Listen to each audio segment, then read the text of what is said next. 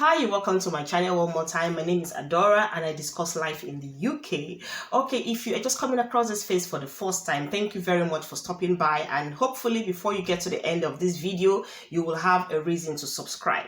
And if you're an old-time subscriber, thank you very much for being there, for supporting me, for watching my videos, for being my pillar in this journey. Thank you very much. I do appreciate it a whole lot.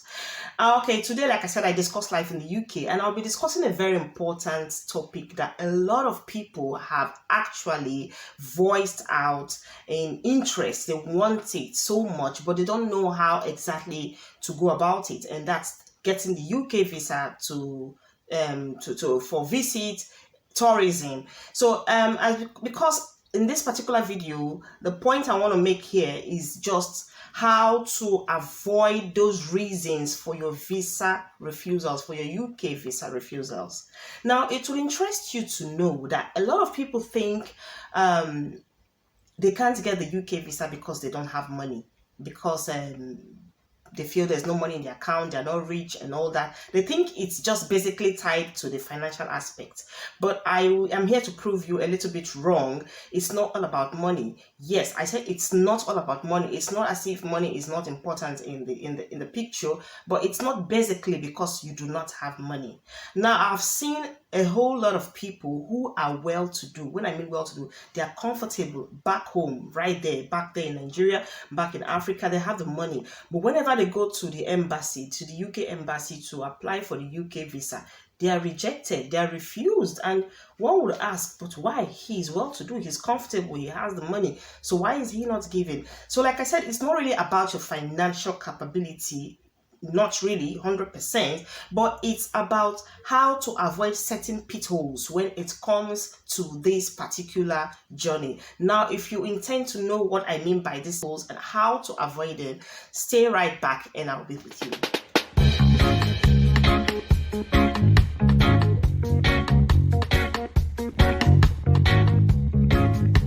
Alrighty, welcome back. Okay, first of all, I would like to say that I am not an immigration consultant, neither am I an immigration solicitor. I'm only giving this little advice of mine based on my own personal experience and my research I have made. I have made an extensive research. So most of the points I'll be giving here are exactly the reasons why people are being refused their UK visa applications. These are the research I made exactly from the UK government website. So the points I'll be giving you here are reasons why it has actually happened to people in the past. So this is just to give you a headway on what to do so that you will not be in the same situation as people who have been refused in the past. Okay, first of all, one of the top reasons why your UK visa has been refused, maybe in the past or just recently you've applied and there's been a refusal, the first thing to take note is the long itinerary. Now, when you're coming over to the UK, especially for a tourist visa or a visiting visa, it's very important that you are realistic, in what you expect to tell the UK border agency. It's very important that you are realistic when you say you want to do certain things, you stick to it. For instance, now, okay, coming to the UK tourist visa, which is also known as the visit visa, is usually given for a period of 6 months. Now, you have within that 6 months to come to the UK, visit the UK, do whatever you want to do, and you go back. But it's very unrealistic when you tell them, because you're going to be given a 6 month visa, you tell them you're coming to the UK for a 6 months tourism. Like what you're trying to say is that you want to come to the UK for 6 months just for the main purpose of touring, like touring around, moving around from one place to the other, just doing your normal tourism things, seeing, sightseeing, going places and all that. Now they're going to want to find out, how do you intend to tour the whole UK in 6 months? Bear in mind that UK is not really a very large country like that, especially England. If you're coming especially to England, it's not so massive like that you will want to tour within 6 months. Ordinarily, they would expect you to say, okay, well, I'm coming over to the UK And okay, I would like to use maybe 2 or 3 weeks to move around, or highest a month to tour around UK, to move around UK. That is one of the things you have to be very, very aware of. Don't say anything overboard. Don't say anything that will make them suspect or doubt your application. Second thing to note in this particular one is that the UK is quite an expensive place. So if you say you are coming over to the UK for tourism for 6 whole months, they would want to know, to find out, how do you intend to fund yourself for 6 months? Would you be staying in a hotel? The average hotel price per room in the UK is about £50 per night. So if you intend to stay in a hotel of £50 for 6 months, like, are you sure you're up to it financially? They want to know that. Then moving around from place to place, transportation wise, your expenses and all that. They want to know, how much do you have that will cover you up for the whole 6 months while you are doing this tourism? So these are the kind of things you should be very realistic. So if you come into the UK, especially for the purpose of tourism, for visits, put something realistic. If you are coming just to sightsee, just to move around, to see places, to see a few places, I would advise you put like 2 weeks, 3 weeks maximum. That's enough for someone to go around and know whatever he or she wants to do. That's enough for you to go places you've never been before, or you've heard of in the past, but you've never been there. But if you put something like 5 months, 6 months, it kind of hits a red signal to them, like, no, how can someone actually want to tour around UK in the whole of 6 months? No matter how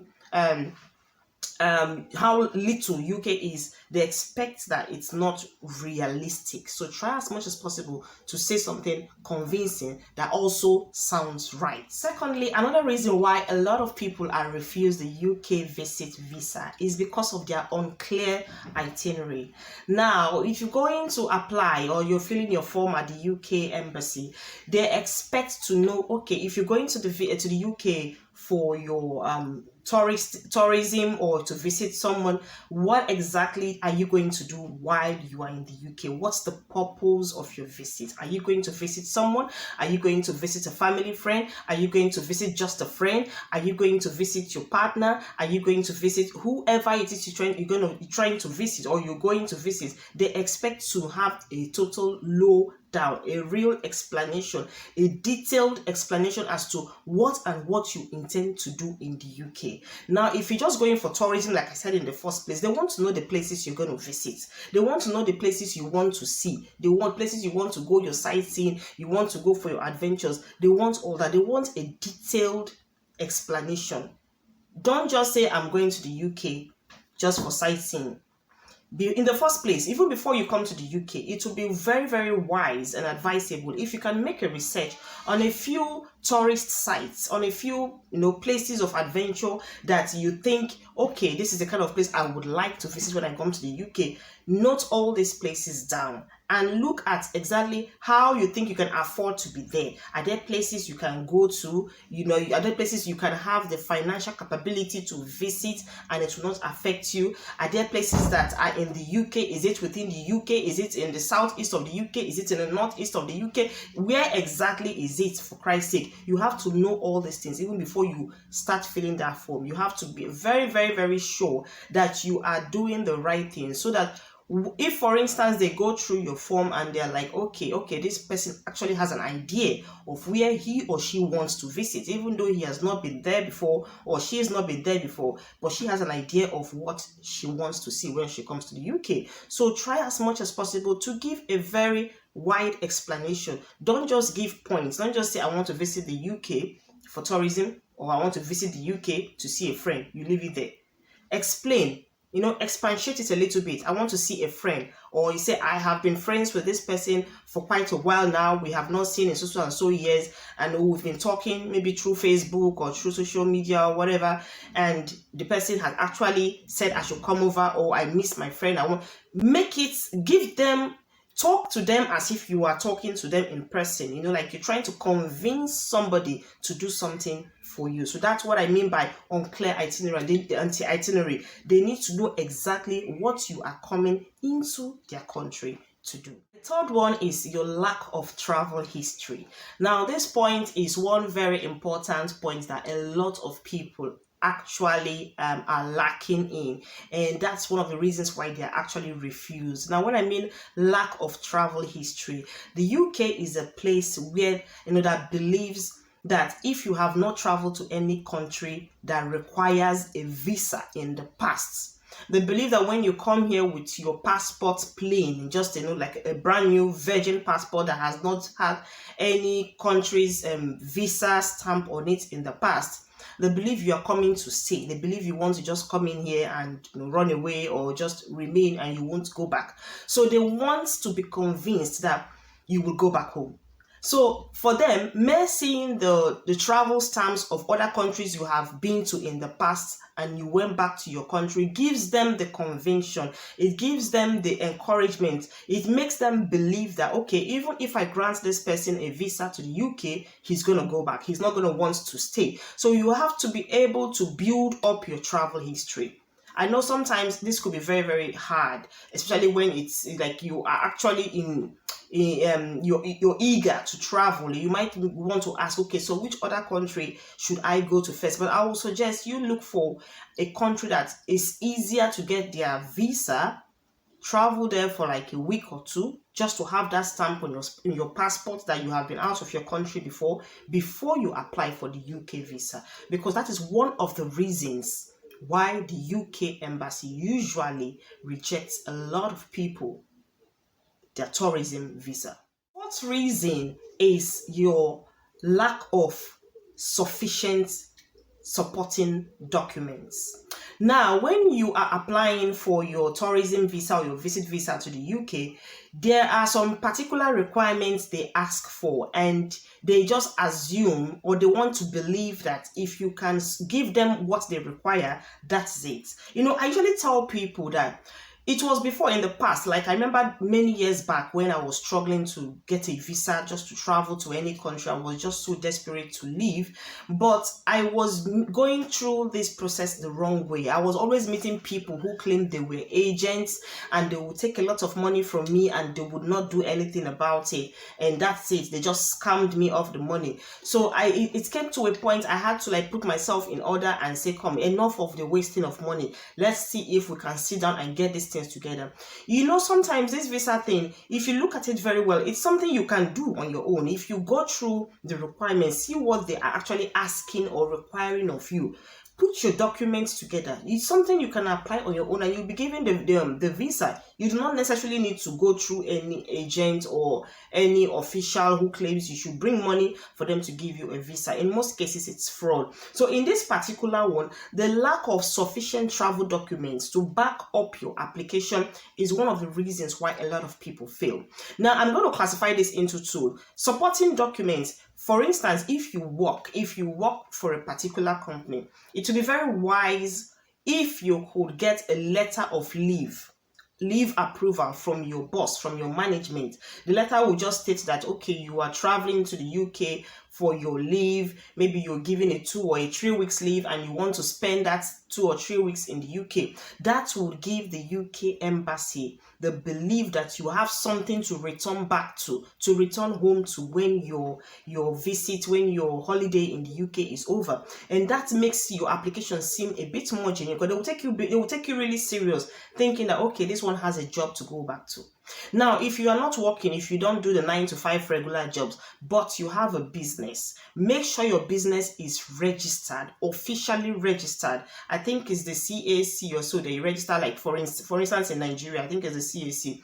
Make sure you register your business. If you are doing a business and there is no registration certificate, the UK embassy would not recognize you as a business person, because there is no proof that you are actually a business owner. But if you register your business, that registration document alone is enough proof for the UK embassy to believe that you have something to fall back on when you go back to your country. They believe you cannot just abandon your business over there and remain in the UK. So having this proof that you have something back home is a very, very, very big headway for you when it comes to the visa application process. And then secondly, when I mean enough supporting documents, there are other requirements they might ask of, like your bank statements. Okay, now you claim you work, you do the 9 to 5 job. Okay, apart from getting the leave letter from your employer, you will also need to get your 6 months bank statement or pay slip to show that you really work in that company.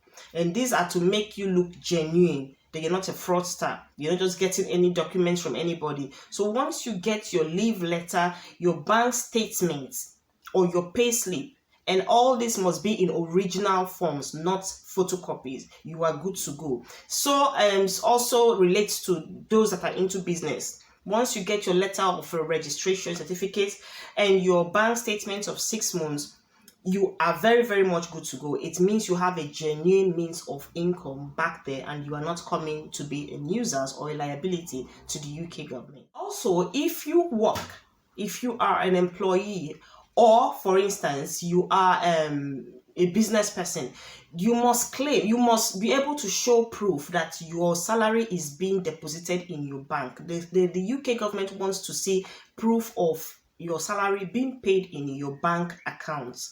They want to be sure that it's paid in a bank account. Now, if you are being paid in check, your bank check, try as much as possible to pay it into your account.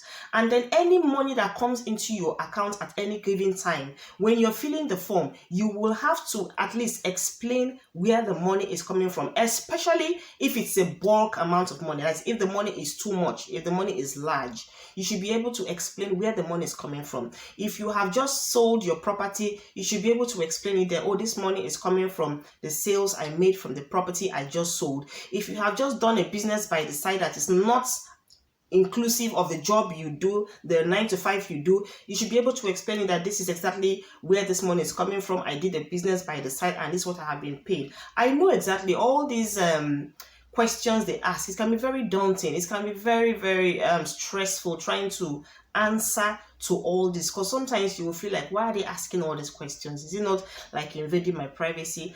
I know well, but that's how it goes. They want to know.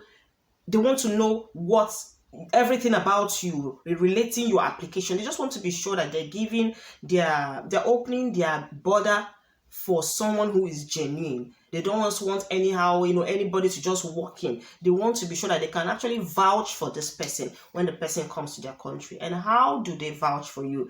If they are not able to ascertain the genuinity of all the documents you have actually presented before them. So even if you do business, every money that comes into your account, as long as it's a large amount of money, if it's in bulk, you should be able to explain, okay, I did certain business at certain time and this is my profit, I paid it into my account. They just want to be sure that your account is running very well. Now, this is where I said that the UK government is not necessarily after your chunk of money or how rich or how fat your account is. They just want to be sure that you have a bank account that is up and running, that is active. You pay money, you withdraw money. You deposit money, you withdraw money. They want to see how busy that account is. They want to see how active the account has been in the last 6 months. They don't just want you to go and borrow money from somewhere and dump it into the account and use the same account to go and apply for your visa. No, it's not really about how much is in the account, but it's how busy the account is.